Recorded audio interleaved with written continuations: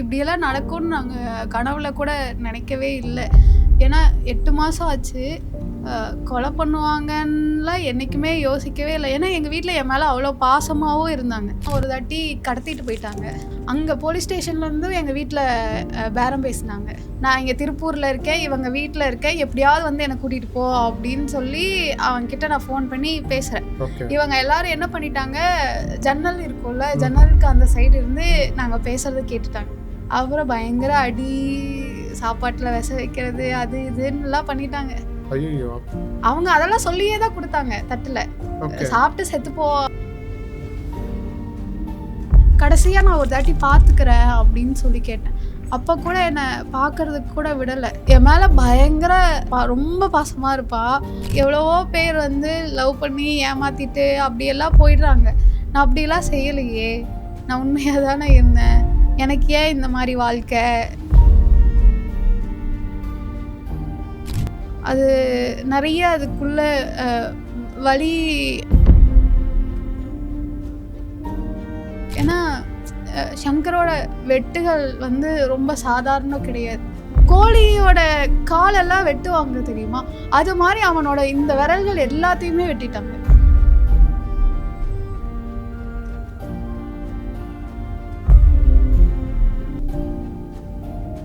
அந்த அளவுக்கு அவன் என்ன தப்பு பண்ணா? இந்த உலகத்துல அவ்வளோ பெரிய குற்றவாளிகளுக்கே மரண தண்டனை கிடையாது. அப்போ காதலிக்கிறது உங்களுக்கு என்ன அவ்வளோ பெரிய குற்றமா? எங்களுக்கு சமத்துவம்னா அப்போ என்னன்னே தெரியாது. சங்கர் வந்து ஆனால் என்னை சமத்துவமாக நடத்தினான், சக மனுஷியாக என்னை நடத்தினான்னு சொல்ல முடியும். இவங்களோட சாதிக்கு மதத்துக்கு எதிராக காதல் இருக்கு. அவங்களோட அந்த அச்சாணியே இந்த காதல் தான் ஆட்டுது. அப்போ வந்து காதலுக்கு சாதி எது இல்லை, சாதிக்கு தான் காதல் எது. எங்களோட வாழ்க்கையை ஒரு சாதின்ற இதை வச்சு உங்களால் பறிச்சுக்க முடியும் அப்படின்னா, எங்களோட காதலை வச்சு இன்னும் நிறைய காதலை எங்களால் வாழ வைக்க முடியும் அப்படின்னு தோணுச்சு. சங்கர் அவர்களோட 10 ஆண்டு நினைவேந்தலை நடத்தி முடிச்சிருக்கீங்க. 10 ஆண்டுகள் என்ன சொல்லி தந்திருக்கு கௌசல்யாக்கு? நிறைய விஷயம் சொல்லலாம். மக்களோட உரிமைக்காக நிற்கிறது, ஒரு பெண்ணாக இந்த சமூகத்தில் வந்து போராடுறது, அதுக்கப்புறம் நம்மளோட மட்டும் இல்லை, நமக்கு அடுத்து வர்றவங்களுக்கு இந்த சமூகத்தில் நம்ம என்ன செஞ்சுட்டு போகிறோம் அப்படிங்கிற ஒரு இதையும் பதிவு பண்ணுறது, அது எல்லாத்தையும் நான் கற்றுருக்கேன் அப்படின்னு தான் சொல்ல முடியும். ஓகே. அப்போல்லாம் நிறைய தெரியாது. 10 வருஷத்துக்கு முன்னாடி வெளி உலகம்னா என்னன்னு தெரியாது. குடும்பத்தை தாண்டி வேறு எதுவுமே தெரியாது. பழனி அப்படிங்கிற ஒரு ஊர், அந்த ஊரை தாண்டி வேறு எதுவும் தெரியாது. ஆனால் இப்போ வந்து என்னை விட்டால் எல்லா இடங்களுக்கும் என்னால் பயணிக்க முடியும். எனக்கு தோணுற கருத்தை என்னால் பேச முடியும். அதே போல் என்ன மாதிரி இயங்கிறதுக்கு சில பேரை என்னால் உருவாக்க முடியும் அப்படின்ற ஒரு நம்பிக்கை இருக்குது. ஒரு முறை வந்து அன்னலட்சுமி கிட்ட ஒருத்தவங்க கேள்வி கேட்டிருந்தாங்க, எங்கள் வழக்கில் சம்மந்தப்பட்டவங்கக்கிட்ட. அப்போ ஒருத்தவங்க பேசினா சாதி ஒழிஞ்சிடுமா அப்படின்னு அவங்க சொல்லியிருந்தாங்க. ஏன்னா பெரியாரெல்லாம் பேசியே ஒழியாத சாதி இவ ஒருத்தி பேசுகிறதுனால ஒழிஞ்சிடுமா அப்படின்னு. ஒழியலைனாலும் என்னால் முடிஞ்ச அளவுக்கு அதுக்கு வந்து நான் வேலை செய்வேன் அப்படின்ற உறுதி மட்டும் எனக்கு இருக்குது. ஏன்னா அவங்க எதை காரணமாக வச்சு எங்களோட வாழ்க்கையை அழிச்சாங்களோ அந்த காரணத்தை நான் களையணும்னு நான் நினைக்கிறேன். ஓகே. இந்த 10 வருஷம் அப்படின்றதுல சங்கர் அப்படின்னதும் உங்களுக்கு பர்சனலாக என்ன நினைவுக்கு வரும்? இப்போ சங்கர் அவர்கள் இல்லை அப்படின்ற விஷயங்களை எப்படி நீங்கள் கடந்து செயல்படுறீங்க? விட்டுருந்தா இந்நேரம் நாங்கள் 2 பேரும் ரொம்ப நல்ல வாழ்க்கை வாழ்ந்துட்டுருப்போம் அப்படின்னு தான் சொல்ல முடியும். ஏன்னா சங்கர் வந்து அசெஞ்சர் கம்பெனியில் பிளேஸ்மெண்ட்டில் செலக்ட் ஆனால் அப்போவே அவனுக்கு ஒரு 20,000 சம்பளம்னாலும் இப்போ 1,00,000 ரூபாயை தாண்டி அவனால் இது பண்ணியிருக்க முடியும். ஃபினான்ஷியலாக நாங்கள் 2 பேரும் இதாகிருப்போம். எங்களோட க்ரோத் அப்படின்னு ஒன்று இருக்கும். அது இல்லாமல் நாங்கள் நினச்ச வாழ்க்கை, நாங்கள் எப்படி வாழணும்னு ஒரு கனவு இருந்திருக்கோம் இல்லையா, அந்த கனவுகளில் இருந்திருப்போம். ஆனால் அது இல்லைன்னு ஆகும்போது ஃபுல்லாக பிளாங்காக இருந்தது அப்படின்னு தான் சொல்ல முடியும். எதுவுமே என்ன சொல்கிறது, எதுவுமே இந்த சங்கரை தாண்டி எனக்கு வேறு எதுவுமே தெரியாது. அப்படி வந்த அவனுக்காக தான் நான் வீட்டை விட்டு வந்தேன். அப்படி அவனே இல்லைன்னும் போது எனக்கு இந்த உலகத்தில் வேறு எதுவுமே இல்லை அப்படின்னு தான் இருந்தது. ஓகே. ஆனால் அப்படி செஞ்சவங்கள நான் எப்படி வந்து அப்படியே விட முடியும்? அவன் சிந்தின ரத்தத்துக்கு வந்து நீதியாவது வேணும் இல்லையா? அது வந்து வாங்கி ஆகணும். அடுத்து இன்னொரு சங்கர் கௌசல்யா உருவாயிடவே கூடாது. இவ்வளோ ஆண்டுகள் எங்களோட வாழ்க்கையை ஒரு சாதின்ற இதை வச்சு உங்களால் பறிச்சுக்க முடியும் அப்படின்னா, எங்களோட காதலை வச்சு இன்னும் நிறைய காதலை எங்களால் வாழ வைக்க முடியும் அப்படின்னு தோணுச்சு. ஓகே. அதோட தான் இப்போவும் பயணிச்சுக்கிட்டு இருக்கீங்க. ஆமாம், அதோட தான். இப்போ நீங்கள் சொல்கிறீங்களே எங்களுக்கு சில கனவுகள் இருக்குது, நீங்கள் சில இடத்துல பதிவும் பண்ணியிருக்கீங்க. நீங்கள் என்ன பிளான் பண்ணி வச்சுருந்தீங்க? கண்டிப்பாக எதிர்ப்புகள் இருக்கும், ஆனால் அதை தாண்டி நம்ம சேர்ந்துருப்போம், நம்ம இப்படி வாழணும் அப்படின்னு ஏதாவது திட்டம் வச்சுருந்தீங்களா? என்ன வச்சுருந்தீங்க? எங்கள் வீட்டில் வந்து சங்கர் வீட்டுக்குள்ளேயே வரமாட்டாங்க. ஏன்னா சங்கர் வந்து இந்த சாதி அப்படிங்கிறதுனால வாசல்லையே நின்று வரவங்கெல்லாம் சண்டை போடுறது கூட வெளியிலேயே நின்று சண்டை போட்டுட்டு போயிடுவாங்க. ஓகே. அப்போது என்ன ஆயிடுச்சுன்னா, இவங்க முன்னாடி வந்து நாங்கள் ரொம்ப நல்லா வாழ்ந்து காமிக்கணும் அப்படின்னு எங்கள் 2 பேருக்குமே வைராகியம் இருந்தது. அப்போது என்ன பண்ணணும், சங்கர் படித்து முடிச்சதுமே அவனுக்கு சென்னையில் வேலை கிடச்சிது. கொஞ்ச நாள் கழித்து அப்போ நான் டிஸ்கண்டினியூ பண்ணியிருந்தேன், இன்ஜினியரிங் டிஸ்கண்டினியூ பண்ணியிருந்தேன். ஓகே. அவன் இங்கே வந்துட்டு கொஞ்சம் இதாகிட்டு அடுத்து நான் படித்து முடிக்கணும் அப்படின்னு நாங்கள் யோசிச்சுருந்தோம்.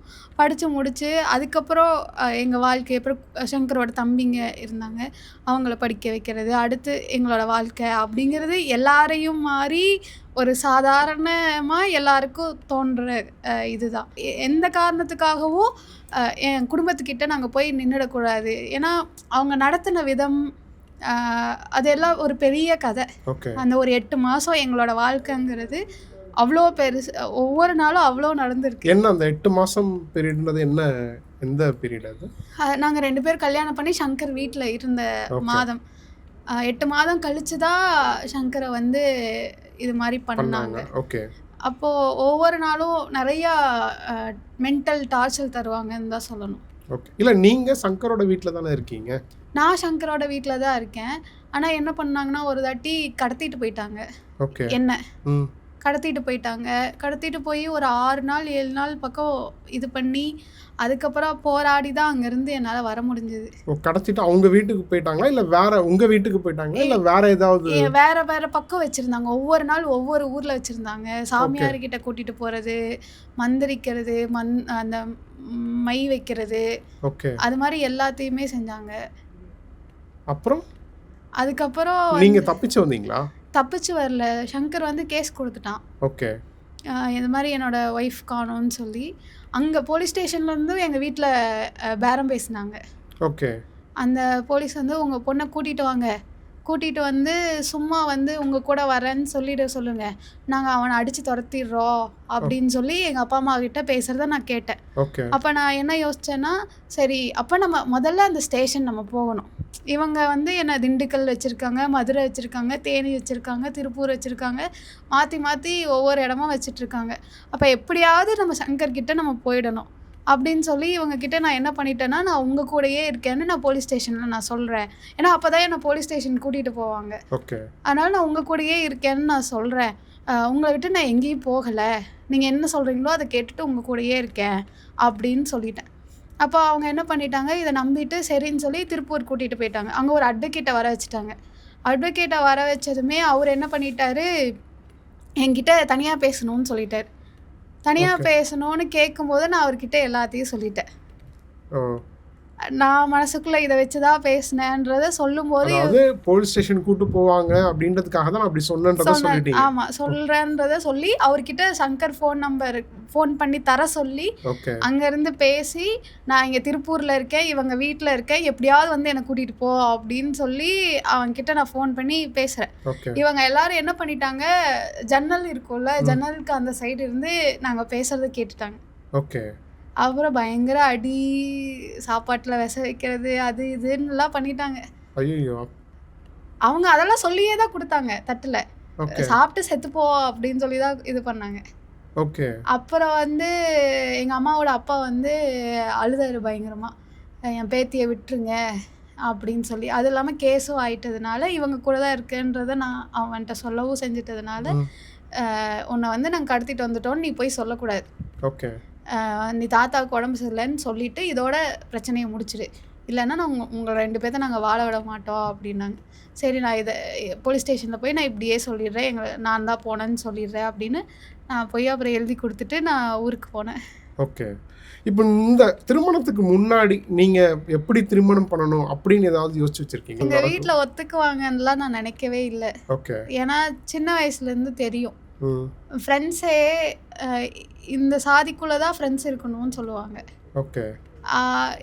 எனக்கு ரொம்ப ஒரு பொண்ணு பிடிக்கும்.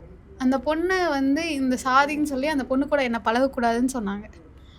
என் ஃப்ரெண்ட்ஸ் கூடயே காலெல்லாம் பேசவே கூடாது, வீட்டில் ஒரு காதல் பாட்டு கேட்கக்கூடாது, காதல் படம் பார்க்கக்கூடாது, அது மாதிரி நிறைய இது இருக்கும். சங்கர் வந்து நான் காலேஜ் போன அடுத்த 2வது நாளே எனக்கு ப்ரப்போஸ் பண்ணால் என்னால் அக்செப்ட் பண்ணிக்க முடியல. ஏன் அப்படின்னா என் குடும்ப சூழல் என்னை வந்து எப்படி இது பண்ணுறாங்க, அடுத்து என்னை படிக்க விட மாட்டாங்க. நான் படித்ததே ரொம்ப பெரிய போராட்டம். ஓகே. 10th முடிச்சு அதுக்குள்ளே மாப்பிள்ளை பார்ப்பாங்க. ஆனால் இருந்தாலும் அவங்கக்கிட்ட நான் ஒவ்வொரு டைமும் நான் ப்ரூஃப் பண்ணணும், நான் நல்லா படிக்கிறேன், என்னை படிக்க வைங்க அப்படின்னு சொல்லி ஒவ்வொரு தாட்டியும் கெஞ்சி கூத்தாடி அப்படி தான் என்னால் படிக்கவே முடிஞ்சது. ஓகே. நான் தான் ஃபஸ்ட்டு காலேஜே என்ட்ரு ஆகிற ஆள். அப்போ மற்றவங்களெல்லாம் யோசிச்சு பாருங்க, 14 வயசு 15 வயசுலலாம் ரொம்ப சீக்கிரமாக கல்யாணம் பண்ணி வச்சுருவாங்க. இப்போ என்னை விட சின்ன பிள்ளைங்களுக்குலாம் 2 குழந்தை இருக்குதுன்னு சொல்கிறாங்க. ஓகே. அப்போ வந்து ஒரு இதை அக்செப்ட் பண்ணிக்கிறதுக்கே எனக்கு ரொம்ப பயமாக இருந்தது. அதுக்கப்புறம் நான் சங்கர்கிட்ட வேறு யாரையாவது லவ் பண்ணுங்க அப்படின்னு நான் சொல்லிட்டேன். ஓகே. ஆனால் அதுக்கப்புறம் அவன் சரி கொஞ்ச நாள் கழித்து ஃப்ரெண்டாவதாவது பழகலாம் அப்படின்னு சொன்னான். அப்புறம் பேச மட்டும் செஞ்சோம். பேசும்போது நான் சொல்லிட்டேன், என்னால் வந்து எங்கள் வீட்டை மீறி என்னால் எதுவும் பண்ண முடியாது, அவங்கள மீறி என்னால் எதுவுமே பண்ண முடியாது, நீ தேவையில்லாமல் மனசில் எதுவும் நினச்சிட்ருக்காத அப்படின்னு. ஆனால் அதுக்கப்புறம் எனக்கும் சங்கரை பிடிக்க ஆரம்பிச்சது. ஓகே. பிடிச்சாலும் என்னால் எக்ஸ்பிரஸ் பண்ண முடியல. என்னால் எக்ஸ்பிரஸ் பண்ண முடியல. நான் வீட்டை விட்டு வெளியில் வர்ற அன்னைக்கு வரைக்கும் நான் காதலிக்கிறேன்னு என்னால் அவன்கிட்ட சொல்ல முடியல. ஓகே. ஆனால் எங்கள் வீட்டில் மாட்டிட்டு என்ன சொல்கிறது, எல்லாரும் நிறைய உணர்வுகளை வந்து கட்டுப்படுத்தி வச்சுட்டாங்க அப்படின்னு தான் சொல்ல முடியும். சங்கர் வந்து அப்போ என்னை காதலிக்கலை அப்படின்னா நான் காதலிச்சிருப்பேனா அப்படிங்கிற ஒரு சந்தேகம் எனக்கு இருக்குது. அந்த உணர்வுகள்லாம் எனக்கு இருந்துச்சா அப்படிங்கிற சந்தேகமே எனக்கு இருக்குது. ஓகே. அப்போ வீட்டை விட்டு வெளியில் வரலான்னு எப்போ முடிவு பண்ணீங்க? நாங்கள் வந்து ஜாப்பனீஸ் கிளாஸ் போயிட்டு இருந்தேன்னா. ஓகே. அது எதுக்கு போனேன்னா சங்கர் வீட்டில் வந்து வருமானு எனக்கு நல்லா தெரியும். அம்மா இல்லை, அப்பா மட்டும்தான், அப்பா கூலி வேலைக்கு போகிறாரு, அவனுக்கு வந்து ஃபினான்ஷியலாக நிறைய பிரச்சனை இருக்கே அப்படின்னு தெரியும். அப்போது நான் வந்து ஒரு நல்ல கம்பெனியில் படித்து பிளேஸ்மெண்ட் ஆகிட்டேன் அப்படின்னா எங்களோட லைஃப்பை எங்களால் ஈஸியாக லீட் பண்ணிட முடியும் அப்படின்னு தோணுச்சு. ஸோ ஜோகோவில் பிளேஸ்மெண்ட் ஆகணுன்னா அப்போது ஜாப்பனீஸ் படித்தா ஈஸியாக வேலை கிடைச்சிரும் அப்படின்னு சொன்னாங்க. ஓகே. ஸோ அதனால் அந்த மொழி நான் கற்றுக்க போயிட்டு வரும்போது காலேஜ் பஸ் இல்லை, அவுட் பஸ்ஸில் போக வேண்டிய சூழல். அப்போ என் கூட சங்கர் கூட வந்தால் எங்கள் வீட்டில் தெரிஞ்சிருச்சு. அந்த பஸ் கண்டக்டர் வந்து எங்கள் அம்மாட்ட சொல்லிட்டாரு. ஓகே. அப்புறம் எங்கள் அம்மா வந்து அடுத்த நாளே கல்யாணம் பண்ணி வச்சிருவேன் அப்படின்னு சொல்லி புக்கெல்லாம் எரிச்சு மாப்பிள்ளை பார்க்க போயிட்டு அப்புறம் அவங்க போயிட்டாங்க. நான் ஃபோனில் எல்லாத்தையும் தேடி எடுத்து சங்கருக்கு இது மாதிரி வீட்டில் மாட்டிட்டேன், என்ன பண்ணுறதுனே தெரியல அப்படின்னு, நீ வீட்டை விட்டு வந்துடு, நம்ம எதுவாக இருந்தாலும் பார்த்துக்கலாம் அப்படின்னு சொல்லி அப்புறம் வீட்டை விட்டு அப்போ தான் முடிவு பண்ணி. ஏன்னா எங்களுக்கு அந்த தேவை இல்லை, 2 பேருக்குமே படித்து முடித்து நல்ல வேலைக்கு போயிட்டு அப்புறம்தான் கல்யாணம் பண்ணணும் அப்படிங்கிற இது இருந்தது. ஓகே. திருமணம் முடிஞ்சதுக்கப்புறம் அந்த 8 மாத காலம் எப்படி போச்சு? நல்ல ஒரு ஃப்ரெண்ட்ஷிப் இருந்ததுன்னு சொல்ல முடியும். ஏன்னா 2 பேருக்குமே நல்ல பாண்டிங் இருந்ததுனால. இல்லை, ஏன் கேட்குறேன் அப்படின்னா, அந்த நீங்கள் திருமணத்துக்கு முன்னாடி உள்ள பந்தம், திருமணத்துக்கு அப்புறம் ஒரு 8 மாதம், இந்த பழக்கம் தான் உங்களை இந்த 10 வருஷம் உங்களை கூப்பிட்டு வந்திருக்கு. இந்த 10 வருஷமாக ஒரு விஷயத்துக்காக நீங்கள் நிற்கிறீங்க இல்லையா, இந்த நிற்கிறதுக்கான பேஸே வந்து அந்த காலகட்டங்கள் தான். அதனால தான் நான் அதை திரும்ப கேட்குறேன். ரொம்ப நட்பாக இருப்போம் அப்படின்னு தான் சொல்ல முடியும். அது இல்லாமல் என்னோட எதிர்பார்ப்பு வந்து ரொம்ப பெரிய எதிர்பார்ப்பாலாம் இருக்காது. சங்கர் வந்து கூட இருக்கணும், என் கூட நேரம் செலவிடணும், என் கூட விளையாடணும், இது மாதிரி இருக்கும். ரொம்ப என் மேலே அக்கறையாக இருப்பான். ஓகே. சின்ன சின்ன விஷயமும் எனக்கு பார்த்து பார்த்து செய்வான். கொஞ்ச நேரம் நான் நின்றுட்டு இருந்தா கூட நிற்காத, நீ உட்காரு, நீ இது பண்ணாத அப்படின்னு சொல்லுவாள். அவங்க வீட்டில் இருக்கும்போது என்ன பண்ணுவோன்னா, நான் 4 பேர் தான் இருப்போம். அவங்க தம்பிங்க 2 பேர், நாங்கள் 2 பேர். அதில் ஒருத்தவங்க துணி துவைப்போம், ஒருத்தவங்க அலசுவோம், ஒருத்தவங்க காய போடுவோம், ஒருத்தவங்க மடித்து வைப்போம். இந்த மாதிரி தான் நாங்கள் 4 பேருமே இருந்தோம். ஸோ எங்களுக்கு வந்து அது வந்து என்ன சொல்கிறது, ஒரு பெரிய இடைஞ்சலா ஒரு குடும்பமாக இப்படி தான் இருக்கணும் அப்படின்னு இல்லை. எங்களோட இயல்போட எங்களால் அந்த வாழ்க்கையை நடத்த முடிஞ்சது. ஓகே. யாருக்காகவோ எதுக்காகவோ எந்த கட்டாயத்துக்காகவோ இப்படி வாழணும் அப்படின்ற ஒன்று இல்லை. அதே போல் நான் சின்ன வயசுலேருந்து இப்படி தான் ஒரு பிள்ளை இருக்கணும்னு நான் வாழ்ந்துருப்பேன்ல, அந்த மாதிரி எதுவுமே எனக்கு அங்கே இல்லை. டோட்டலாக எல்லாத்தையும் உடைச்சிட்டாங்க. ஆமாம். எனக்கு டான்ஸ்னால் பிடிக்கும். ஓகே. ஆனால் என் வீட்டில் என்னை வந்து டான்ஸ் ஆடுறதுக்கு அவ்வளோ நான் அழுது போராட வேண்டியது இருக்கும். ஆனால் இங்கே வந்து கூட பார்த்தேன் உங்களோட டான்ஸ் 8 திக்கும் மறைவிலேன்னு ஏதோ ஒரு காஷ்மீர்லையா அது மணாலி நல்லாவே ஆடி இருந்தீங்க. அப்போ வந்து என்ன ஆயிடுச்சுன்னா, இங்கே வந்து சங்கரோட தாத்தாவோட இறப்பில் கேஷுவலாக எல்லாரும் ஆடும்போது நீயும் ஆடு அப்படின்னு சொல்லி என்னை இது பண்ணாங்க. ஓகே. அப்போ நடக்கும்போது வந்து குதிச்சு குதிச்சு நடக்கிற பழக்கம் இருக்குது எனக்கு. ஓகே. ஜாலியாக கை பிடிச்சி ஆட்டிட்டு குதிச்சு குதிச்சு விளையாண்டுட்டு இருப்பேன். அதெல்லாம் வந்து என் வீட்டில் செய்ய முடியாது. ஓகே. நடந்தாவே என் வீட்டில் சத்தம் கேட்கக்கூடாது, சத்தமாக பிள்ளைன்னா சத்தமாக பேசக்கூடாது. அப்போ எனக்கு அது எல்லாமே இங்கே வந்து மாறிடுச்சு. ஓகே. மாறிடுச்சுன்னா என்னவா இருக்க எல்லாரும் அனுமதிச்சாங்கன்னு தான் சொல்ல முடியும். அதை அக்செப்ட் பண்ணிக்கிறது இருக்குல்ல. ஓகே, இவளோட இயல்பு இது, அந்த இயல்போடு இருக்கட்டும், அந்த இயல்பை அவங்க ரசிக்கிறதுன்னு இருக்குல்ல. அப்போது அது எல்லாமே எனக்கு ரொம்ப கம்ஃபர்டபுளாக ஆச்சு. எங்ககிட்ட அங்கே வசதி இல்லை, எங்களோட அடிப்படை தேவைகளுக்கே அங்கே நிறைய சிரமமாக இருந்தது. அதெல்லாம் எங்களுக்கு பெரிய விஷயமா தெரியல. ஓகே. மற்ற அன்பும் பாசமும் அன்பு காதல் வந்து எனக்கான அரவணைப்பு அது எல்லாமே இருந்ததுனால எனக்கு இதெல்லாம் பெரிய விஷயமாவே தெரியல. ஓகே. அதுக்கப்புறம் இப்படி ஒரு இன்சிடென்ட் நடந்துச்சு, அந்த தருணம் இருக்குல்ல, ட்ரெஸ் சங்கருக்கு வந்து அடுத்த நாள் காலேஜில் ஆனுவல் டே முடிய போகுது. ஸோ அதுக்கு வந்து ஷர்ட் எல்லாம் ஃபேட் ஆயிடுச்சுன்னு சொல்லி ஷர்ட் எடுக்க போனோம். இப்படியெல்லாம் நடக்கும்னு நாங்கள் கனவுல கூட நினைக்கவே இல்லை. ஏன்னா 8 மாதம் ஆச்சு, கொலை பண்ணுவாங்கன்னுலாம் என்றைக்குமே யோசிக்கவே இல்லை. ஏன்னா எங்கள் வீட்டில் என் மேலே அவ்வளோ பாசமாகவும் இருந்தாங்க. ஓகே. எவ்வளோ அடக்குமுறைகள், இதெல்லாம் அடக்குமுறைன்றதே இப்போ தான் தெரியும். ஆனால் அப்போல்லாம் அதெல்லாம் அடக்குமுறைன்னு கூட தெரியாது. ஓகே. உங்கள் மேலே இருக்கிற பாசத்தில் தான் எல்லாமே பண்ணுறாங்க அப்படின்னு தெரியும். ஆனால் என் குடும்பத்தில் எல்லாரும் பாசமாகவும் இருப்பாங்க. அப்போது கொலை பண்ணுற அளவுக்கு போவாங்கன்னு நான் நினச்சே பார்க்கல. ஓகே. நாங்கள் வந்து ரொம்ப கேஷுவலாக போய் ட்ரெஸ் எடுத்துகிட்டு அடுத்து போய் வீட்டில் போய் பூரி சுட்டு சாப்பிட்ணும் அப்படின்ற மைண்ட் செட்டில் தான் நாங்கள் அப்படி போனோம். ஓகே. நைட்டுக்கு வந்து போய் எல்லோரும் சேர்ந்து இது பண்ணலாம் அப்படின்னு தான் நாங்கள் பேசிட்டு போனோம். ஓகே. அந்த செகண்ட் இருக்குல்ல, அதுக்கப்புறம் சங்கரோட மரணம் உறுதியாகுது. மரணம் உறுதியானோன்னு என்ன நினச்சி? எனக்கு வந்து ஃபஸ்ட்டு அங்கே போய் உள்ளே வந்து இறந்துட்டான் அப்படின்னு சொல்லும்போதே எனக்கு பயங்கர ஷாக் ஆகிடுச்சு. என்ன பண்ணணுன்னு கூட எனக்கு தெரியல. ஓகே. எனக்கு என்ன பேசுறது என்ன பண்ணுறது எனக்கு எதுவுமே தெரியல. அப்படி நடக்குமா எல்லாம் எதுவுமே நம்ம எதிரே பார்க்காத ஒன்று. எனக்கு என்ன பண்ணுறது ஏது பண்ணுறது ஒன்றுமே புரியவே இல்லை. அப்புறம் என்னை வந்து தனியாக அங்கே கொண்டு போயிட்டாங்க. ஏன்னா ஐசியூக்கு கொண்டு போயிட்டாங்க. போயிட்டு சங்கரோட உடம்பை எடுக்கிறதுக்கெல்லாம் இது பண்ணுவாங்கள்ல, பேசிகிட்டு இருப்பாங்களா. அப்போ வந்து கடைசியாக நான் ஒரு தாட்டி பார்த்துக்கிறேன் அப்படின்னு சொல்லி கேட்டேன். அப்போ கூட என்னை பார்க்குறதுக்கு கூட விடலை. ஓகே. ஏன்னா வெளியில் வந்து நிறைய பிரச்சனை இருக்குது, உங்களை பார்க்க முடியாது அப்படின்னு சொல்லிட்டாங்க. அது வந்து எனக்கு பயங்கர பாதிப்பு இப்போ வரைக்கும். கடைசியாக கூட என்னால் நாங்கள் 2 பேரும் உள்ளே ஆம்புலன்ஸில் போனதோடு சரி, அதுக்கப்புறம் வந்து நான் அவனை பார்க்கவே இல்லை. ஓகே. அந்த பார்க்கணுன்னு சொல்லி எனக்கு யார் காலையும் விழுகிறது எனக்கு அப்போ இருந்தே எனக்கு பிடிக்காது. அப்போது எனக்கு 2 பேர் என்னை பார்க்க வந்தாங்க. அவங்கக்கிட்ட நான் அவ்வளோ ரெக்வஸ்ட் பண்ணேன், எனக்கு கடைசியாவது அவன் முகத்தை நான் பார்த்துக்கிறேன் அப்படின்னு சொல்லி. அவங்கனாலேயும் எதுவும் பண்ண முடியலன்னு நினைக்கிறேன். அப்புறம் எனக்கு தூங்குறதுக்கு ஊசி போட்டு தூங்க வச்சுட்டாங்க. ஓகே.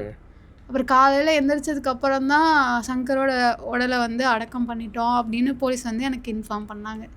அப்புறம் என்னால் எதுவுமே பண்ணவே முடியல. இப்போ ஜென்ரலாக இப்போ அந்த இடத்துலேருந்து ஒரு விமர்சனத்தை நீங்கள் சந்திச்சுக்கிட்டே இருப்பீங்க. ஒன்னால தான் ஒரு மரணம் நடந்துருச்சு. இல்லை, அதனால தான் என்னை வந்து அவங்க பார்க்கவே விடலை. எல்லாரும் என்ன பண்ணிட்டாங்கன்னா, நான் தான் கூட்டிகிட்டு போய் வெட்டுறதுக்கு இது பண்ணனே எல்லாரும் இது பிரச்சனை பண்ணி, அதனால தான் அவங்க என்னை வந்து கடைசியாக நான் போனால் போய் பார்த்தா இதாகிடும் அப்படின்னு சொல்லி. ஓகே. அந்த விமர்சனத்தை இப்போவும் எதிர்கொள்கிறீங்களா? இன்னும் அது இருந்துட்டு தான் இருக்கு. இன்னுமே வந்து எல்லாரும் நான் தான் கொலை பண்ணேன், நான் தான் கூலிப்படையே வச்சிருந்தேன், இல்லை அப்படியெல்லாம் சொல்றாங்க. கூலிப்படை ஆட்களை நான் தான் வச்சேன், நான் தான் வேணும்னே கூட்டிட்டு போனேன் அப்படின்லாம் சொல்றாங்க. சரி, யாருக்கும் வந்து நான் ப்ரூஃப் பண்ணணும்னு எனக்கு அவசியம் இல்லை. என்னோட மனசாட்சிக்கு தெரியும், சங்கருக்கு தெரியும், எங்கள் 2 பேத்துக்கும் தெரிஞ்சா போதும் அப்படின்னு சொல்லி நான் அதை கடந்துறது. சரி, இவங்களுக்கு இந்த அளவு தான் அறிவு அப்படின்றத நான் கடந்துட்டேன். நீங்கள் 8வது நினைவு தினத்தில் வந்து நீங்கள் ஒரு பதிவு போட்டிருந்தீங்க, பெற்றோர்கள் பாவம் தானே, பெற்றோர்களை மன்னிச்சு விட்டுறலாமே, நீங்கள் வந்து குற்றவாளிகள் இன்னும் ரோட்டில் நடமாடிக்கிட்டு இருக்காங்க அப்படின்னு போட்டுட்டு சொல்லுங்க. அதுக்கப்புறம் அடுத்த லைன் வந்து பெற்றோர்களை மன்னிச்சு விட்டுறலாமே அப்படின்னு கேட்குறாங்க எல்லாரும். ஆனால் எப்படி மன்னிக்க முடியும்? நான் தானே உன்னோட ரத்தத்தை பார்த்தேன், அந்த தருணத்தை எப்படி என்னால் மறக்க முடியும், நம்ம என்னெல்லாம் பிளான் பண்ணி வச்சுருந்தோம் அப்படின்னு சொல்லி போட்டுது. எல்லாரும் அப்படி தான் கேட்பாங்க, இப்போ வரைக்கும் என்னை கேட்டுட்டு தான் இருக்காங்க. அப்போ எனக்கு தோணும், ஏன் அவங்க என்ன விடலை, என்ன அவங்க நினச்சிருந்தா வாழ விட்டுருக்கலாம் தானே. இப்போ அது அவங்க பண்ணலை. அது மட்டும் இல்லை, அவங்க வந்து சங்கர் அந்த வெட்டின இது இருக்குல்ல, அதை வந்து பார்த்தா அவன் அப்படி என்ன பண்ணனா உங்களுக்கு, அப்படி தான் எனக்கு கேட்கணும்னு தோணுது. ஓகே. அவன் எதுவுமே பண்ணலை, உங்கள் பிள்ளைய அவன் ரொம்ப நல்லா பார்த்துக்கிட்டான், உங்கள் பிள்ளைக்கு தேவையானதை கூட அவ்வளோ சப்போர்ட்டாக இருக்கான். அதை விட்டுட்டு ஒரு கோழியோட காலெல்லாம் வெட்டுவாங்க தெரியுமா, அது மாதிரி அவனோட இந்த விரல்கள் எல்லாத்தையுமே வெட்டிட்டாங்க. ஓகே. இந்த விரல்கள் எதுவுமே அவனுக்கு கிடையாது, இந்த இடத்துல ஃபுல்லாக அவனுக்கு எந்த சதையுமே கிடையாது. அந்த அளவுக்கு அவன் என்ன தப்பு பண்ணான்? இந்த உலகத்தில் அவ்வளோ பெரிய குற்றவாளிகளுக்கே மரண தண்டனை கிடையாது, அப்போ காதலிக்கிறது உங்களுக்கு என்ன அவ்வளோ பெரிய குற்றமா? இல்லை, அந்த வெட்டுக்கு பின்னாடி ஏதாவது காரணம் இருக்குன்றீங்களா? எனக்கு அது புரியலை. என்ன காரணம் இருந்துட முடியும்? உங்களோட இந்த சாதிய கௌரவத்தை தவிர வேற என்ன காரணம் இருக்கு? இவனை மாதிரி ஒரு பையனை உங்கள் சாதியிலிருந்து கொண்டு வந்து நிறுத்த முடியுமா? நிறுத்திட முடியுமா? அது ஏன் அவங்களால பண்ண முடியல? ஒருவேளை அவங்க வந்து கொஞ்சம் இறங்கி வந்து அவன் கூட பழகி இருந்தா, ஒரு நாள் பழகி இருந்தா அவனை பற்றி எல்லாமே தெரிஞ்சிருக்குமா? அவனோட கேரக்டர் தெரிஞ்சிருக்கணுமா? அதுதானே பார்க்கணும். அதை விட்டுட்டு நீங்கள் ஏன் சாதியை பார்த்தீங்க? சாதியை பார்த்து ஒரு 21 வயசு பையனை இவ்வளோ மோசமாக நீங்கள் கொலை பண்ண முடியுமா? அவன் வாழ்க்கை இன்னும் எவ்வளோ தூரம் இருக்குது, அவன் என்ன வாழ்ந்துட்டான், அவனுக்கு இன்னும் எவ்வளோ கனவு இருக்குது, லட்சியம் இருக்குது. அது எல்லாத்தையும் என் மேலே பயங்கர இதாக இருப்பாப்பா, ரொம்ப பாசமாக இருப்பா. என்னை வந்து தனியாக விட்டுட்டு எங்கேயோ போயிட மாட்டான். தனியாகவே இருக்க விட மாட்டாருன்னு சொல்கிறீங்க. இந்த 10 வருடம் உங்களோட தனிமையை எப்படி நீங்கள் கடக்குறீங்க? அழுகை மூலமாக தான் நான் கடக்கிறேன் அப்படின்னு சொல்ல முடியும். நிறைய நாள் வந்து எனக்கு கொஞ்சம் என்னை ஃப்ரீயாக விட்டு நான் தனியாக இருந்தேன் அப்படின்னாவே எனக்கு யோசனைலாம் அங்கே போயிடும். நான் என்ன பண்ணினேன் அப்படின்னு கேள்வி கேட்க ஆரம்பிச்சிருவேன். இவங்களுக்கு ஏன் பிள்ளையா பிறந்தோம் அப்படின்னு கேட்க ஆரம்பிச்சிருவேன். நம்ம எல்லாரையும் மாதிரி எவ்வளவோ பேர் வந்து லவ் பண்ணி ஏமாற்றிட்டு அப்படியெல்லாம் போயிடுறாங்க. நான் அப்படியெல்லாம் செய்யலையே, நான் உண்மையாக தானே இருந்தேன்.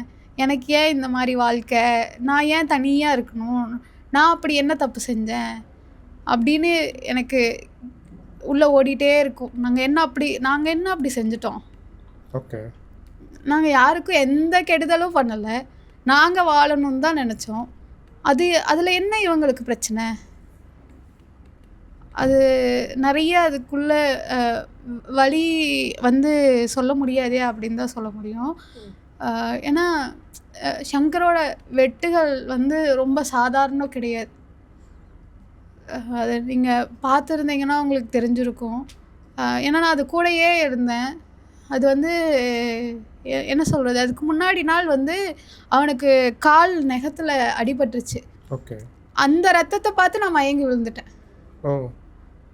அவன் அந்த ரத்தத்தை பார்த்து நான் மயங்கி விழுந்தவ, இவ்வளோ ரத்தத்து கூடயும் நான் அவன் கூட ட்ராவல் ஆனேன். அதுலேருந்து எப்படி அவுட்கம் வாரீங்க? இப்போ நிறைய பேர் வந்து ஸ்ட்ரெஸ்ஸு, தனிமையை வந்து இது இருக்குது அப்படின்ற மாதிரிலாம் சொல்கிறாங்களே. இப்போ உங்களோட வழிகள் வந்து அதுக்கு வந்து என்ன மருந்துன்னு என்னால் சொல்ல தெரில. பட் உங்களோட தனிமையை எப்படி கடந்து வாரீங்க? தனிமையை கடந்து வர்றதுக்கு கொஞ்சம் படிக்க ஆரம்பித்தேன். அதுக்கப்புறம் ரொம்ப மனசு ஒரு மாதிரி இருக்கே அப்படின்னா தோழர்கள் கூட பேசுவேன். ஃபோன் பண்ணி பேசிட்டு கொஞ்ச நேரம் லைன்லேயே இருங்க, அழுகிறதுனாலும் கொஞ்ச நேரம் லைன்லேயே இருங்க, நான் அழுகிறேன் அப்படின்னு சொல்லிட்டு அப்படி தான் அழுகிறது. அதுக்கப்புறம் எங்கள் இன்சிடெண்ட் நடந்ததுக்கப்புறம் நிறைய பேர் குடும்பமாக எங்களை வந்து பார்க்க ஆரம்பித்தாங்க. சங்கர் வீட்டுக்கு நான் இருக்கும்போது நிறைய பேர் வந்தாங்க, அதுவும் குடும்பமாக வந்தாங்க. அவங்களுக்கும் எங்களுக்கும் எந்த சம்மந்தமும் கிடையாது. அவங்க யாருமே சங்கருக்கும் எனக்கும் எந்த ரத்த சொந்தமும் கிடையாது. அவங்க நிறைய போராட்டங்கள் நடத்துகிறத நான் கவனித்தேன். அந்த போராட்டங்களில் ஒரு 2-3 நிகழ்ச்சியில் என்னை வந்து கூப்பிட்டு பேசலாம் தெரியாது, சங்கர் ஃபோட்டோவுக்கு மாலை போடுறது, இது பண்ணுறது அப்படிலாம் இது பண்ணாங்க. அங்கே போய் அவங்க பேசுகிறதும் எனக்கு அந்த மனநிலையிலலாம் உள்ளே போகலை. ஆனால் அப்போ தோணுனது, சம்மந்தமே இல்லாத ஆட்கள் சங்கரோட சாவுக்கு நீதி வேணும்னு கேட்குறாங்க. அப்போ நான் எப்படி அதை விட்டுட்டு வேறு இதை என்னால் பார்க்க முடியும்? அப்போ அதுக்கு நான் நிற்கணும், அந்த நீதியை நான் வாங்கணும். அவங்க என் வாழ்க்கை இருக்கிற முடிக்கும் இவங்க எல்லாருக்குமே நான் கடன்பட்டவன் தான் சொல்ல முடியும். அப்போ அந்த இதுக்கு நான் உண்மையாக இருக்கணும், நான் நீதி வாங்கணும். அவனோட உயிர் வந்து சும்மா போயிடலை, இவங்க தான் இப்படி பண்ணிட்டாங்க. அப்போது நான் நிற்கிறது மூலமாக, நான் சங்கருக்கு பண்ணுறது மூலமாக இனி ஒரு கௌசல்யாவும் சங்கரும் வந்துடவே கூடாது. அப்படி தான் இதுக்குள்ளே பயணம் பண்ண ஆரம்பித்தேன். அதுக்கப்புறம் நிறையா படிக்க ஆரம்பித்தேன். அப்போல்லாம் அதுக்கு முன்னாடி வரைக்கும் பெரியார், அம்பேத்கர், மார்க்ஸ், லெனின் எந்த தலைவர்களை பற்றி எதுவுமே தெரியாது. இந்த தோழர்களாக அறிமுகம் ஆரம்பித்ததுக்கப்புறம் உண்மையிலே சொல்லணும்னா அப்போ இருந்து இப்போ வரைக்கும் எனக்கு குடும்பமாக இருக்கிறது அவங்க தான் சொல்ல முடியும். இப்போ 10 வருஷத்துக்கு முன்னாடி இந்த விஷயத்துக்காக உங்களை அணுகினவங்க, உங்கள் கூட நின்னவங்க இப்போவும் கூட இருக்காங்களா? ஆமாம், இப்போவும் கூட இருக்காங்க. நிறைய பேர் வந்து அதே குடும்பமாக அவங்க குடும்பத்தில் பிள்ளையா, இதுதான் என் மூத்த பிள்ளை அப்படின்னு சொல்கிற அளவுக்கு இன்னும் அவங்க வந்து கூட இருக்காங்க. இடையில சில விமர்சனங்கள் உங்கள் மீது வைக்கப்பட்டுச்சு. இப்போ நீங்கள் வந்து மறுமணம் பண்ணீங்க, அந்த மாதிரியான விஷயங்கள்லாம் வரும்போது விமர்சனங்கள் வந்துச்சு. அதை எப்படி எதிர்கொண்டீங்க? இப்போவும் உங்கள் இன்சிடென்ட்னு இல்லை, ஜென்ரலாகவே ஒரு பெண் வந்து மறுமணம் செய்கிறா அப்படின்னா அவன் மீது வேறு மாதிரியான விமர்சனங்கள்லாம் வைக்கப்படுது. ஸோ அதுக்கான பதில் எனக்கு என்னென்னா, சங்கர் மேலேயா இருக்கட்டும், இல்லை என் மேலேயா இருக்கட்டும், இல்லை இன்னொரு பெண் இப்படி நிற்கிறவங்க மேலேயா இருக்கட்டும், கேள்வி கேட்குறவங்க யாருன்னு இருக்குது. கேள்வி வந்து எந்த பக்கம் இருந்து வருது, எந்த நோக்கத்தோடு வருது, எதுக்காக அவன் இந்த கேள்வியை கேட்குறான் அப்படின்னு இருக்குது. உண்மையாகவே அக்கறையில் கேட்குறவங்களா இருந்தால் அவங்களுக்கு நம்ம வந்து பதில் சொல்லிட முடியும். அவங்களுக்கு வந்து நம்ம வாழ்க்கை மேலே அக்கறை இருக்குது, சங்கர் வந்து இப்படி செத்து போயிட்டான்றதுக்காக அவங்க களத்தில் நின்று அவன் போராடி இருந்தான் அப்படின்னா அவன் வந்து என்னை கேள்வி கேட்கறதுக்கு உரிமை இருக்குது. ஆனால் அதெல்லாம் எதுவுமே செய்யாத நபர்கள் எப்படி என்னை கேள்வி கேட்க முடியும்? எங்களோட நலனில் எந்த அக்கறையுமே கிடையாது. உனக்கு வந்து ஏதோ ஒரு சாதிய நோக்கம் இருக்குது, இல்லை மதத்தோட நோக்கம் இருக்குது, அதனால் நீ வந்து என்னை கேள்வி கேட்குற, எனக்கு இத்தனை புருஷன் இருக்குன்னு சொல்கிற, இதுக்கெல்லாம் நான் பதில் சொல்லணும்னு எனக்கு அவசியமே இல்லை. இல்லை, உங்கள் செய்தியை உங்களை குறித்து வரக்கூடிய செய்தி எங்கோ இருந்து பார்க்கக்கூடிய, உங்களை ஃபாலோ பண்ணக்கூடிய யாரோ ஒருத்தர் ஒரு ஒரு அக்கறையில் கூட அதை முன்வைக்கலாம் இல்லையா? அக்கறையில் வைக்கிறவங்களுக்கு வந்து நம்ம பதில் சொல்லலாம். ஏன்னா நான் தப்பு செய்யலை, நான் வந்து மறைஞ்சு ஒளிஞ்சு ஒருத்தவங்க கூட நான் வாழணும்னு நான் நினைக்கல. மறுமணம் பண்ணிக்கும் போது நான் வந்து பொது வெளியில் தான் நான் வாழணும்னு நினச்சேன். அதனால தான் நான் அறிவிச்சு நான் பண்ணினேன். ஓகே. அப்போது வந்து நான் எந்த மறைமுகமான வாழ்க்கையும் நான் வாழ்கிறதுக்கு தயாராக இல்லை. என்னோட வாழ்க்கை இதுதான். அதுவும் இல்லாமல் நான் தப்பு பண்ணலை. நான் காதலிச்சேன், நான் கல்யாணம் பண்ணினேன். நான் கல்யாணம் பண்ணினவனை கொலை பண்ணினவங்க அவங்கள தான் நீங்கள் கேள்வி கேட்கணும். ஏன் இந்த பிள்ளையோட வாழ்க்கையை இப்படி நாசமாக்குனேன்னு நீங்கள் அவங்கள கேட்டிருக்கணும். அதை நீ கேட்காம எல்லாத்தையும் அனுபவிச்ச என்கிட்ட நீங்கள் இந்த கேள்வியை கேட்குறாங்கன்னா அது எப்படி நியாயமாக இருக்க முடியும்? ஓகே. நான் தப்பு பண்ணியிருந்தா என்கிட்ட தப்பு பண்ணேன்னு கேட்க முடியும். நான் தான் தப்பே பண்ணலையே. ஓகே. இப்போவும் பெண்கள் இப்படி தான் இருக்கணும். ஒருத்தரை திருமணம் பண்ணிட்டாங்கன்னா அவர் இறந்துறாரு, இல்லை வேற ஏதாவது நடக்குதுன்னா அந்த பெண் வந்து அவர் நினச்சிக்கிட்டே இருக்கணும், அவர் சுதந்திரமாக இருக்கக்கூடாது, அப்படி தான் நினைக்குதா? ஆமாம், அப்படி தான் நினைக்கிறாங்க. ஓகே. பெண்கள் சார்ந்து வரும்போது பிரச்சனைகளுக்கு ஒரு பெண் வந்து இப்படி தான் வாழணும்னு அவங்களுக்கு இது பண்ணுறாங்க. இது எல்லாமே ஆணவ கொலையோட தொடர்ச்சியாக தான் நான் பார்க்குறேன். ஒரு பெண் மீது செலுத்தப்படுகிற எல்லா அதிகாரங்களும் அங்கே தான் போய் நிற்குது. ஏன்னா சதி எங்கே இருந்தது? அந்த பெண் வந்து தன்னோட இணையை வேற சாதிக்காரனை தேடிடுவான்றதுக்காக தானே அங்கே சதி நடந்தது. அப்போ அது ஆணவ கொலையோட தொடர்ச்சி தானே. இங்கே சைல்டு மேரேஜ் எதுக்கு நடந்தது? அவள் வயது வந்துட்டா, அவளுக்குன்னு ஒரு கல்வி அறிவு வந்துட்டா, அந்த வயதை எட்டிட்டா அவள் வேற யாரு கூட வேணாலும் பழகிடுவா, வேற எந்த சாதிக்காரனு கூட வேணாலும் பழகிடுவாருனால தான் குழந்தை மேரேஜ் நடந்தது. ஓகே. இப்போ சமீபத்தில் ஒரு வீடியோ பார்த்தேன், பெண் சுதந்திரம்னா என்ன, பெண் சுதந்திரம் அப்படின்றது என்ன அப்படின்னும் போது பர்வீன் சுல்தானா ஒரு குவாட் சொல்கிறோம். என்ன சொல்கிறாங்க அப்படின்னா, இப்போ தான் எல்லா பெண்களுமா ஆணுக்கு நிகராக இருக்காங்களே, ஆணுக்கு நிகராக பேசுகிறாங்க, ஆணுக்கு நிகராக வெளியில் பயணிக்கிறாங்க, தைரியமாக முன் வராங்க எல்லாமே பண்ணுறதுக்கு. இது உண்மையிலே பெண்ணுக்கு சுதந்திரம் கிடச்சிருச்சா அப்படின்னு கேட்குறாங்க. பட் அதுக்கு அவங்க என்ன சொல்கிறாங்கன்னா, நோ சொல்லக்கூடிய இடத்துல தைரியமாக நோ சொல்ல முடியுதா? இப்போ ஒரு பெண் வந்து இதை நான் செய்யலை, இது என்னால் செய்ய முடியாது அப்படின்னு ஏதாவது ஒரு விஷயத்தை தடுத்துட முடியுமா? அந்த சுதந்திரம் இன்னும் கிடைக்கல. இந்த நோ சொல்கிறதுக்கும் அப்படின்னு சொல்கிறாங்க. நோ சொல்கிறதுக்கு பெண்கள் கிட்ட இந்த சமூகம் சொல்லியே தரல அப்படின்னு தான் சொல்ல முடியும். ஓகே. எனக்கு இது வேண்டாம், இது எனக்கு உடன்பாடு இல்லை அப்படின்னு யாருனாலையும் சொல்லிட முடியாது ஈஸியாக. அப்படி சொல்கிறதுக்கே கூட கற்றுத்தரலன்னு சொல்கிறேன். அந்த உணர்வை கூட நமக்கு இது உரிமை இருக்குது, நோ சொல்லக்கூடாது அப்படிங்கிறது கூட சொல்கிறதுக்கான உரிமைகள் இந்த சமூகத்தில் பெண்கள்கிட்ட இல்லை. வேணா சொல்லலாம், சிட்டி சைடு இருக்கிற பெண்களுக்கு சிலருக்கு இப்போ வந்து இந்த நாலேஜ் வந்திருக்கலாம். ஆனால் இன்னுமே எவ்வளோ பெண்களுக்கு வந்து இந்த நாலேஜ் இருக்குது? அவங்களோட உணர்வுகளை எப்படி நான் சொன்னேன், என்னால் காதல் உணர்வையே வெளிப்படுத்த முடியல அப்படின்னு, அது மாதிரி இருக்கிறதுக்கும் எனக்கு இது வேணாம், இதை பண்ணாதீங்க அப்படின்னு சொல்கிறதுக்குமே இங்கே உரிமை இல்லை. எல்லாத்துக்குமே நாங்கள் போராடிட்டு தான் இருக்கோம். அப்போ போராடிட்டு இருக்கவங்க கிட்டேயே நீங்கள் வந்து எல்லா கேள்விகளையும் வச்சுட்டு அவங்கள வந்து சப்ரெஸ் பண்ணுறதுக்கே ஏன் பார்க்குறீங்க அப்படிங்கிற கேள்வி இருக்குது. ஓகே. இப்போ தொடர்ந்து ஆணவ குற்றத்துக்கு எதிராக தனிச்சட்டம்ன்ற கோரிக்கையை முன்வைக்கிறீங்க, அதுக்கான முன்னெடுப்புகளை நடத்திக்கிட்டு இருக்கீங்க. ஏன் தனிச்சட்டம்? எதனால அது அவசியப்படுது? ஏன் தனிச்சட்டம் அப்படின்னா, இப்போ ஒரு வேளை சங்கர் உயிரோடு இருந்து நான் செத்து போயிருந்தேன் அப்படின்னா இது என்ன வழக்காக பதியப்பட்டிருக்கும்? ஓகே. வெறும் கொலை வழக்காக மட்டும்தான் பதியப்பட்டிருக்கும். SC/ST ஆக்ட் வராது. அதே போல் இப்போது திண்டுக்கல்லில் ஒரு பையன் ஒரே சாதிக்குள்ளே தான், 2 பேருமே BC தான், அந்த பொண்ணும் BC தான், அந்த பையனும் BC தான், அந்த பையனை கொன்னுட்டாங்க, அந்த வழக்கு என்னவா பதியப்படும்? இது வந்து SC/STக்குள்ளே நடக்கிறதுனால மட்டும் இங்கே ஆணவ படுகொலைகள் நடக்கலை, ஒரே சாதிக்குள்ளே பண்ணாலும் நடக்குது. ஓகே. ஒரே BCக்குள்ளே பண்ணாலும் நடக்குது, SC/SCக்குள்ளே பண்ணாலும் நடக்குது. இப்போது இது ஒரு தனி குற்ற வகை.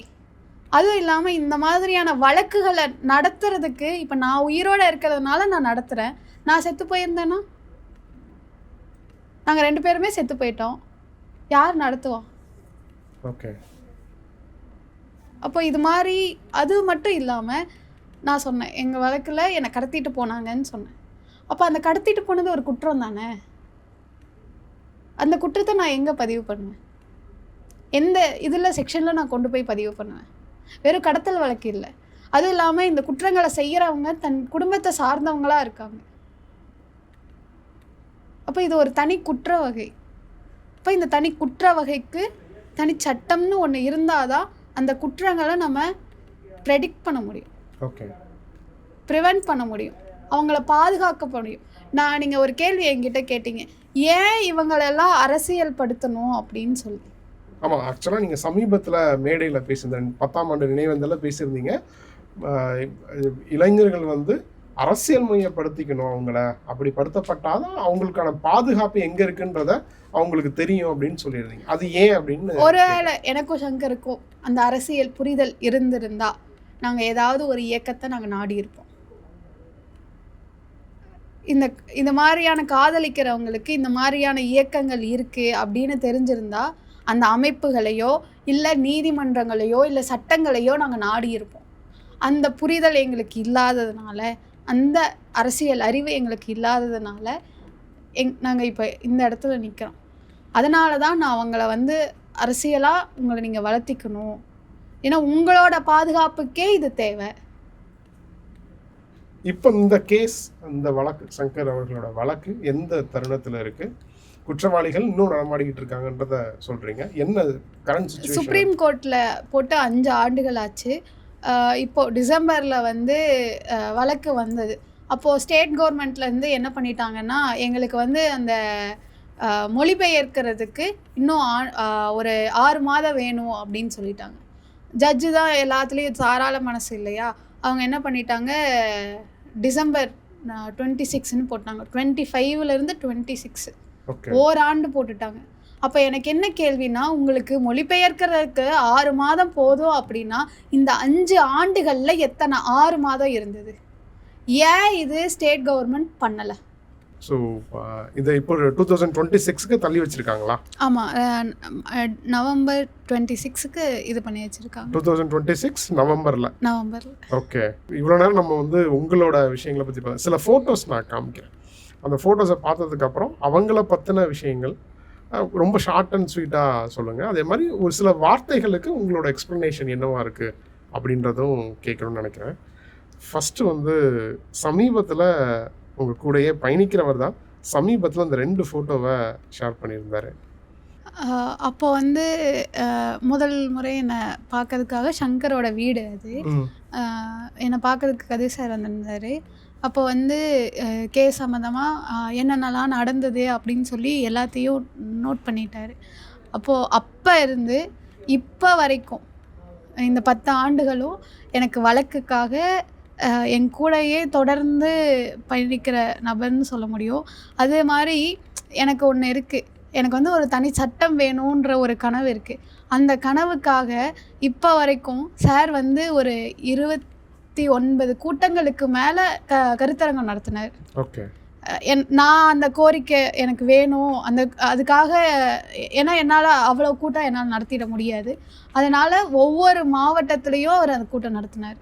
ஓகே, ஆனால் அப்போ கொடுத்த அந்த வாக்கு இருக்குல்ல, உன் கூட இருக்கோமா அப்படின்னு சொன்னது, அதே போல் இப்போ 10 ஆண்டுகள் ஆகியும் இன்றைக்கி நாங்கள் போய் நீதியரசர் KN பாஷாவை நாங்கள் எல்லோரும் சேர்ந்து தான் சந்திச்சுட்டு வந்தோம். இப்போ வரைக்கும் அந்த பயணம் வந்து போயிட்டுருக்கு அப்படின்னு தான் சொல்ல முடியும். இன்னும் ஒரு படி போய் என்னோடய மகள், அவரோட அரசியலுக்கு புரிதல் கொண்ட நபர் நான் அப்படின்னு சொல்லுவார். எனக்குமே வந்து வார்த்தைகளால் சில உறவுகளை வந்து நம்ம விவரிக்கவே முடியாது, ஆனால் உணர்வுகளால் நம்ம சில உறவுகள் கூட கனெக்ட் ஆகி இருப்போம். கூட நிற்கிறேன் அப்படின்னு சொல்கிற வார்த்தைகள் இருக்குல்ல, அது ரொம்ப பெருசு. இப்போ நீங்கள் சில புகைப்படங்களை போடும்போது அதுலேயுமே எவிடன்ஸ் கதிர்த்தோழர் வந்து கமெண்ட் பண்ணுறாரு, பிரச்சனைகளோடு நிற்கிறது இல்லை துக்கத்து கூட நிற்கிறது பெரிய விஷயம் அப்படின்ற மாதிரிலாம் சில கமெண்ட் அவர் உங்களுக்கு பகிர்றாரு. நீங்கள் போடுற ஃபோட்டோஸ் எல்லாத்துலேயுமே அவரோட பங்களிப்பு இருந்துக்கிட்டே இருக்குது. நீங்கள் கலந்துக்கிற விஷயங்கள், அவர் இல்லைனாலும் நீங்கள் கலந்துக்கிற மற்ற விஷயங்களாகட்டும், அந்த உறவு இருக்குல்ல, கூட நிற்கிறேனா அப்படின்னு சொல்கிற அந்த வார்த்தைக்கு பின்னாடி இருக்கக்கூடிய அந்த பலம் எவ்வளோ பெரிய பலம்? ரொம்ப பெரிய பலம் அப்படின்னு தான் சொல்ல முடியும். ஏன் அப்படின்னா எல்லாத்துக்கும் கூட நிற்பாங்க. எனக்கு வந்து நிறைய எமோஷ்னல் சப்போர்ட் தேவைப்பட்டு, நீ என் மக, உனக்கு நீ என்ன பண்ணணும்னு நினைக்கிற சொல்லு, நான் உன் கூட நின்று பண்ணுறேன் அப்படின்னு சொல்லும் போதெல்லாம், அவங்க பண்ணவே இல்லைனாலும் நமக்கு கூட இருக்காங்க இந்த நபர்கள் எல்லாம், நம்மளால இது பண்ணிட முடியும், நம்மளால இது செஞ்சிட முடியும் அப்படிங்கிற ஒரு இது வந்து நம்பிக்கை தைரியம் இருக்கும். வரும். அது வந்து கதிர் சார் கூட வரும். அதே போல் யாராவது என்கிட்ட வந்து இந்த SC/ST ஆக்ட் பிரச்சனை இருக்குது, இல்லை எங்களுக்கு இந்த வன்கொடுமை நடந்துருச்சுன்னா உடனே நான் கதிர் சாருக்கு ஃபோன் பண்ணி அவங்க அலுவலகத்துக்கு அனுப்பிடுவேன். அப்போது அவங்களுக்கும் அதை ரெக்டிஃபை பண்ணும்போது நமக்கு எங்களோட வழக்குக்கு இப்போ வரைக்கும் அவர் கூட நிற்கிறாங்க. ஏன்னா என் கூட இப்போ சுப்ரீம் கோர்ட்டுக்கு அவங்க தான் அட்வொகேட் வச்சு அவங்க தான் ஃபீஸ் பே பண்ணி எல்லாமே அவங்க தான் பண்ணுறாங்க, எவிடன்ஸ் தான் பண்ணுறாங்க. என்னோட சார்பாக வந்து இடையில நான் இன்னொரு கூடுதல் கேள்வியும் வச்சிடுறேன். நீங்கள் போடுற ஃபோட்டோஸு அதெல்லாம் பார்த்துட்டு உங்கள் கையில் வந்து பணம் விளாடுது, நீங்கள் தனியாக தொழிலெலாம் தொடங்கிட்டீங்க அப்படின்ற விமர்சனங்கள்லாம் வைக்கப்படுது. அந்த பணத்தெல்லாம் எங்கே தொலை வச்சுருக்கீங்க அப்போது?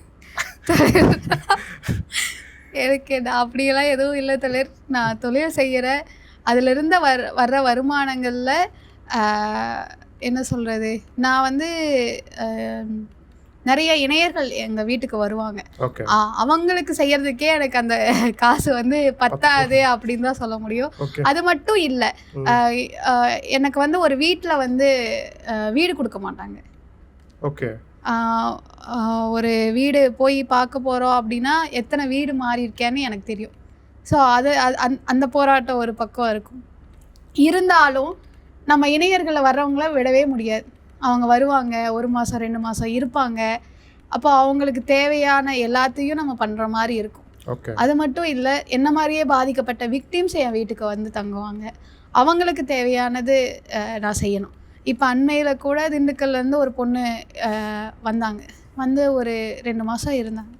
அப்போ அவங்க வரும்போது வேறு எந்த இதுவுமே இல்லாமல் தான் வருவாங்க, எந்த அடிப்படை இதுவுமே இல்லாமல். அப்போ அவங்களுக்கு முழுக்க நம்ம கூட இருந்து செஞ்சு அவங்கள ஒரு இடத்துல நம்ம நிறுத்துகிற வரைக்கும் அது என் பொறுப்பாக இருக்கும். அப்போ அதுக்கெல்லாம் நான் வந்து இல்லை, இப்போ நீங்கள் பதிவுலாம் போட்டிருந்தீங்க, இந்த நினைவேந்தலுக்கான செலவு இதெல்லாம் போட்டு. ஆமாம், அது எல்லாமே அதோட அவசியம் எங்கே வருதுன்னு கேட்குறேன். ஃபண்டு அது எல்லாமே வந்து திரட்டி தான் நான் செஞ்சேன். அதுக்கு முன்னாடி வந்து ஒரு நிகழ்ச்சிக்கு வந்து என்னோட நகையை நான் அடகு வச்சிட்டேன். அதனால தோழர்கள் வந்து என்ன பண்ணாங்கன்னா, இது மாதிரி பொது வேலை செய்யறது உன்னோட பங்களிப்பு மட்டும் இருக்கக்கூடாது, நீ வந்து உன்னோடது அடகு வச்சு நீ செஞ்சிட்ருக்க அப்படின்னு சொல்லக்கூடாது, செய்யக்கூடாது, இது எல்லாத்தோட பொது விஷயம், அப்போ எல்லாரோட பங்களிப்பு இருக்கணும் அப்படின்னு சொல்லி சொன்னாங்க. ஸோ அதனால் வந்து அந்த யார்கிட்ட இருந்து எவ்வளோ வாங்கினேன், எவ்வளோ பண்ணணும் அப்படிங்கிற கணக்குகள் எல்லாத்தையுமே நான் பதிவு பண்ணேன். இன்னொன்று, நீங்கள் பாதிக்கப்பட்டீங்க அப்படின்ற ஒரு விஷயத்தை வச்சு உங்களை சில பேர் எதுவும் யூஸ் பண்ணிக்கிறாங்க அப்படின்ற ஏதாவது இருக்கா? இல்லை, அது வந்து ரொம்ப பொய்யான கூற்று அப்படின்னு தான் சொல்ல முடியும். யாரும் யாரையும் பயன்படுத்திக்க முடியாது. அதுவும் இல்லாமல் எனக்கு ஒரு அரசியல் தெளிவு இருக்குது. நான் வந்து பெரியாரை படிச்சிருக்கேன், அம்பேத்கரை படிச்சிருக்கேன். படித்தது மட்டும் இல்லை, என் வாழ்க்கையில் என்னோடய ஹேர் வந்து எவ்வளோ இருக்கணுன்றதுல கூட என்னோடய கொள்கை இருக்குது. அப்போது யாரையும் இவங்க பயன்படுத்திக்க விடுறாங்க அப்படின்லாம் சொல்லிட முடியாது. ஏன் இந்த முடிக்கு பின்னாடி இருக்கக்கூடிய என்ன ரகசியம்? எப்போதுமே இதே ஹேர் ஸ்டைலோட? என்னோடய ஹேர் ஸ்டைல்னால் நான் லாங் ஹேர் வைக்க மாட்டேன், நான் பாய் கட் தான் விரும்புவேன். எனக்கு அது வந்து சௌகரியமாக இருக்குது. அது மட்டும் இல்லாமல் பெரியார் சொன்ன என் பொண்ணுக்கு வந்து இவ்வளோ முடி இருக்கணும் அப்படிங்கிற அந்த இதுவும் எனக்கு இருக்குது. அதே போல் நான் என்னை வந்து பெருசாக நான் அலங்கரிச்சிக்க மாட்டேன். ஃபோட்டோக்களில் வந்து அழகாக தெரியுறன்றதுக்காக நான் உட்காந்து 24 மணி நேரம் மேக்கப் பண்ணிட்டுலாம் இருக்க மாட்டேன். எந்த நிகழ்வுக்குமே நான் மேக்கப் பண்ண மாட்டேன். ஓகே. அப்புறம் 2வது தோழர், இந்த ஃபோட்டோ தோழர் திருமா. ஆமாம், என்ன சொல்கிறதுனா, மக்கள் கூட நிற்கிற தலைவர் அப்படின்னு சொல்ல முடியும். ஏன்னா அந்த வழிகளை, அவங்களுக்கான நீதியை அதை வந்து அப்படியே உணர்றதுன்னு இருக்குல்ல, அந்த உணர்தல் வந்து தோழர்கிட்ட நிறைய இருக்கும். அவர் வந்து மக்கள்கிட்ட கிரவுண்டில் இறங்கி வேலை செய்கிறதுன்னு சொல்லுவோம்ல, அந்த தலைவர்னு தான் நம்ம சொல்ல முடியும். இது வந்து கதிர் சாரோட கருப்பு ரட்சகன் நாவல் வெளியிட்ட அன்னைக்கு எடுத்தது. நம்ம வந்து அம்பேத்கர் வந்து சொன்ன ஒரு விஷயம் இருக்கும், சாதி ஒழிப்புக்கு என்ன அடிப்படை அப்படின்னு, எதை வந்து நம்ம தகர்த்தணும்னு சொல்லி. அப்போது அவர் சொல்லியிருப்பார், உட்சாதிக்குள்ளேயே ஒரே சாதிகளுக்குள்ளேயே அகமண முறை ஒழிக்கிறது அப்படின்னு சொல்லி. அப்போ அந்த அகமண முறை ஒழித்தால் சாதி ஒழியும் அப்படின்னு சொல்லியிருப்பாரு. ஓகே. அப்போது அது வந்து எனக்கு ரொம்ப மனதளவில் நெருக்கமான இதுன்னு சொல்ல முடியும். ஓகே. ஏன்னா என் சாதி ஒழிப்புக்கு அந்த வார்த்தைகள் தான் உயிர், அந்த கொள்கை தான் உயிர். ஸோ அம்பேத்கருக்கான நெருக்கம்ன்றது இதுதான். அது மட்டும் இல்லை, 2 தலைவர்களுமே எடுத்துட்டோம்னா பெண்களுக்கு வந்து நிறைய யோசிச்சிருப்பாங்க. யார்? பெரியார், அம்பேத்கர் 2 பேருமே பெண்களை வந்து எல்லாரும் வந்து எப்படி வேணாலும் சொல்லிட்டு போகலாம். ஆனால் அந்த அழுத்தங்களுக்குள்ள இருந்து வர்ற பெண்களுக்கு தான் அந்த விடுதலையோட உணர்வு தெரியும். ஓகே. அந்த விடுதலைக்கு உழைச்சவங்களை அப்படிதான் என்னால் மதிக்க முடியும். புரியுது. அப்புறம் 2 புகைப்படம் இருக்கு, 2க்கும் சேர்த்தே பதில் சொல்லலாம். இது ஒரு புகைப்படம், இது ஒரு புகைப்படம். 2மே நீங்கள் சமீபத்தில் உங்களோட முகநூலில் பகிர்ந்தது தான். அது வந்து திருமணம் முடிந்ததும் எடுத்த புகைப்படம். ஆமாம், திருமணம் பண்ணிக்க போகும்போது கொழுமம் கோயிலில் அது எடுத்த படம். ஓகே. அதுக்கப்புறம் வந்து இன்னொரு இது வந்து பொங்கல் அப்போ நாங்கள் எடுத்த படம். ஓகே. இந்த 2ம் எப்படிப்பட்ட ஒரு புகைப்படம்? ஏன்னா அதை பார்க்கும்போது ஏன் கேட்குறோம், பர்டிகுலராக இந்த ஃபோட்டோவை பகிர வேண்டிய அவசியம் என்ன அப்படின்றது என்னன்னா, நாங்கள் புகைப்படம் நாங்கள் 2 பேருமே ரொம்ப குறைவாக எடுத்துப்போம். நிறைய புகைப்படங்கள் வந்து இருக்காது. ஏன்னா அப்போல்லாம் வந்து ஃபோனு அதெல்லாம் பெருசாக இல்லை. ஆமாம், ரொம்ப குறைவான புகைப்படம் தான் இருந்தது. அதுவும் இல்லாமல் எங்களை வெட்டினப்போ அந்த இருந்த ஃபோனில் எல்லாமே போயிடுச்சு. ஓகே. எங்களோட புகைப்படம்ன்றது கொஞ்சமாக தான் எங்கிட்ட இருக்கும். அது வந்து எனக்கு இது பார்க்கும்போது அந்த நேரத்தில் நிறைய கனவுகளோடு இருந்தோம். நம்ம வாழ்க்கை வந்து நம்ம நினச்சவன் கூட நம்ம வாழ்க்கை போக போகுது அப்படின்னு சொல்லி அது இருக்கும். அப்புறம் அந்த இன்னொரு புகைப்படம் வந்து பொங்கல் அப்போ எடுத்தது. ஒவ்வொரு பொங்கலுமே எனக்கு வந்து பயங்கர ஏக்கமாக இருக்கும்.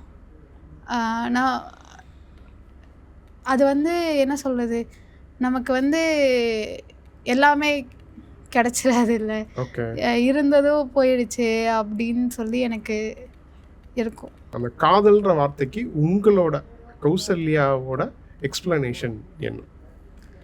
காதல் வந்து எல்லாரும் சொல்கிற மாதிரி எல்லாருக்கும் வந்து எப்படி பசிக்குதோ தாகம் எடுக்குதோ அது மாதிரி ஒரு காதல் உணர்வு, அதுவும் இயற்கையாக இயல்பாக வர்ற ஒரு உணர்வு. அதை வந்து சாதியின் பேரால் மதத்தின் பேரால் நீங்கள் வந்து இங்கே அழிக்க பார்க்குறீங்க. நிறைய நாள் தோணும், ஏன் வந்து காதலுக்கு இவ்வளோ பேர் எதிர்க்கிறாங்க அப்படின்னு சொல்லி. அப்போ தான் எனக்கு புரிஞ்சது, அப்போது இவங்களோட சாதிக்கு மதத்துக்கு எதிராக காதல் இருக்குது. காதல் அங்கே வேலை செய்கிறனால தான் இங்கே காதலை எதிர்க்கிறாங்க. அவங்களோட அந்த அச்சாணியே இந்த காதல் தான் ஆட்டுது. அப்போ வந்து காதலுக்கு சாதி எது இல்லை, சாதிக்கு தான் காதல் எது. ஓகே. அப்போ இது எல்லாமே இளைஞர்கள் புரிஞ்சுக்கணுன்னா அரசியல் தெளிவு வேணும். ஓகே. இறுதியாக காதல்ன்றதுல அதில் இருக்கக்கூடிய அரசியலை பேசணும், பட் காதல்ன்றதுல ஒரு உண்மைத்தன்மைன்னு ஒன்று இருக்குல்ல, சமத்துவம் இருக்கும். ஓகே. காதலில் வந்து நீங்கள் வீட்டில் கல்யாணம் பண்ணி வைக்கிற ஆணுக்கும் பெண்ணுக்கும் பார்த்தீங்கன்னா, அந்த பெண் அங்கே வேலை செஞ்சிட்ருப்பா, இவர் வந்து சாப்பாடு போட்டுட்டு வான்னு சொல்லுவார். ஆனால் இங்கே காதலிச்சு திருமணம் பண்ணிக்கிறவங்கக்கிட்ட அப்படி இருக்காது. 2 பேருமே அதில் ஈக்குவலாக வேலை செய்வாங்க. என்னால் முடியலன்னு கூட அங்கே சொல்ல முடியும், ஆனால் இங்கே வந்து இது பண்ண முடியாது. அவங்களுக்கு முடியல அப்படின்னா இங்கே உதவி பண்ணுவாங்க, கூட இருந்து செய்வாங்க. அப்போ வந்து இங்கே காதலில் வந்து சமத்துவம் இருக்குது. நான் சொன்னேன் இல்லையா, நான் வந்து எங்களுக்கு சமத்துவம்னா அப்போ என்னன்னே தெரியாது. சங்கர் வந்து ஆனால் என்னை சமத்துவமாக நடத்தினான், சக மனுஷியாக என்னை நடத்தினான்னு சொல்ல முடியும். ஓகே. அப்போ காதல் வந்து என்ன பண்ணுது, சக மனுஷியாக ஒரு உயிராக எங்களை நடத்துது. காதலே வழிபெரும் துணை அப்படின்றது கரெக்டு தானே? ரொம்ப நன்றி தோழர், நிறைய விஷயங்களை ஷேர் பண்ணியிருந்தீங்க. உங்களோட எண்ணங்களும் போராட்டங்களும் வெற்றி பெற வாழ்த்துக்கள். நன்றி. நன்றி.